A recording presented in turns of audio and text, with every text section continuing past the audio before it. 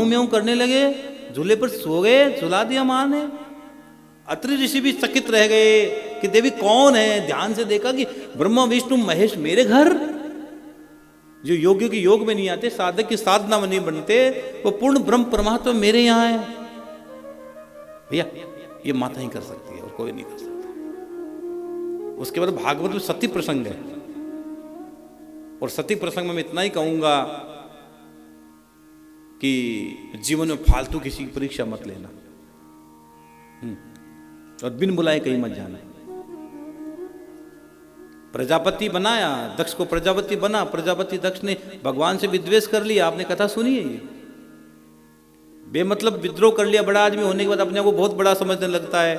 एक बार प्रजापति बन गया और ब्रह्मा विष्णु महेश उधर से, तो सबने प्रणाम किया, और देवताओं ने तो उन्होंने तो पूर्ण ब्रह्म कहाँ से प्रणाम करेंगे, उनको हम प्रजापति हूँ, मेरे को प्रणाम नहीं किया, और शंकर भगवान से विद्रोह ठान बैठा वो। और इधर एक गलती हो गई थी सती से, पता है क्या? एक बार राम कथा सुन रही थी सती और शंकर भगवान ऋषि के पास, और ऋषि ने कह दिया कि भगवान दंडकारण्य में विचरण कर रहे हैं। और सती को वहम हो गई बात की। सती कही पूर्ण ब्रह्म परमात्मा पत्नी के वियोग में नहीं तड़प सकता, पूर्ण ब्रह्म है वो पत्नी के वियोग में कभी तड़प नहीं सकता। तो उन्होंने पता है क्या कर दिया, उन्होंने महादेव से कहा कि मैं परीक्षा लेके आऊंगी, और सती श्री राम की परीक्षा लेने के लिए दंडकारण्य में पहुंच गई।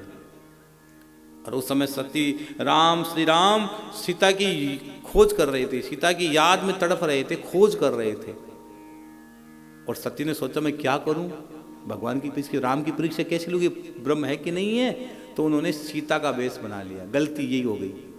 और सीता का वेश बनाया और राम के सामने चली गई, और जैसे राम ने सीता के वेश में माँ सती को देखा तो प्रणाम किया, माँ प्रणाम, महादेव कहाँ है, वृषकेतु कहाँ है।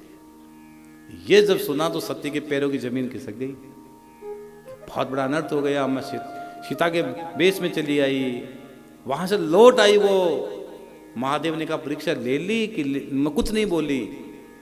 और महादेव ने ध्यान में जाकर देखा कि इसने तो सती के वेश में, सीता के वेश में परीक्षा ले ली, और सीता को तो मेरी मां मानता हूं, मेरी आराध्य मानता हूं। और उसी समय शंकर भगवान 87,000 वर्ष की समाधि में बैठ गए। समाधि टूटी, आज 87,000 वर्ष पूरे हुए, और उधर दक्ष का यज्ञ, बृहस्पति सब यज्ञ, सबको बुलाया गया, सती और शंकर को नहीं बुलाया गया। और कभी सती अंदर जाती, कभी बाहर जाती है। भगवान ने मना किया, देवी मत जाओ, पीहर का नाम आते तो 90 वर्ष की डोकरी में भी प्राण आ जाते हैं। 90 वर्ष की डोकरी को ये बोल दो, बुढ़िया को बोल दो कि तुझे पीर जाना है, पीर जाना है।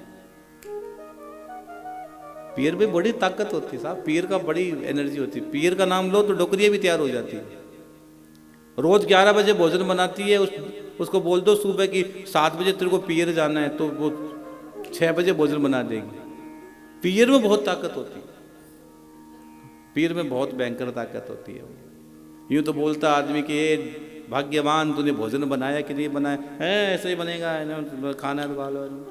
लेकिन जब पीर चलो आते तो पीर जाएगी, पीर तुरंत रेडी खाना। और एक और बताऊं चैन सुख जी, 50 साल पुरानी साड़ी, 70 साल पुरानी साड़ी बता देती है माताएं कि उस प्रोग्राम में, उस फंक्शन में मेरी भाभी ने मुझे दी थी। रखती एकदम इतनी, और कोई चीज याद नहीं रहती उनको, लेकिन पीर से मिली गई हर चीज उसको याद रहती है। पीर तो पीर है, वो वहां बचपन बीता, हाँ बचपन बीता। सती गई वहां पर, बिन बुलाए नहीं जाना। गुरु और गोविंद के द्वारा कहीं नहीं जाना, गुरु और गोविंद के द्वार जाना बिन बुलाए, और कहीं मत जाना। सती गई वहां, प्राणों का त्याग हो गया सती का। बिन बुलाए जाओगे तो भैया लोग ताने मारते हैं, बहनें और सब मिलकर परिवार के लोग ताने मारते। फिर सती को किसने बुलाया था? माँ केवल मुस्कुराकर मिली, माँ ने कहा बेटे बैठो, चाय पानी पियो, नाश्ता करोगे? नहीं मैया, पहले जिसके लिए मैं आई हूँ मैं दर्शन करने जाऊंगी। यज्ञ के दर्शन करने गई वो। अब चाहती तो सती घर में बैठकर चाय पानी नाश्ता कर सकती थी, लेकिन नहीं किया। उनको पता कि मैं यज्ञ का दर्शन करूंगी, तो आप भी जिसके लिए आए हो ना, पहले वो पूरा काम कर लो। अरे किसके लिए हमारा जन्म हुआ है? भगवान की प्राप्ति के लिए हमारा जन्म हुआ है, पहले उसको पूरा कर लो, वो यात्रा पूरी कर लो, फिर आगे के झमेले अपने आप होते रहेंगे। सती ने प्राण त्याग दिए। दक्ष ने बहुत कुछ कह दिया, योग अग्नि के द्वारा सती ने प्राण त्याग दिए। महादेव को पता लगा, जटापट गई, वीरभद्र प्रकट हुआ, यज्ञ को विध्वंस कर दिया गया। और यह कथा की ये भी कह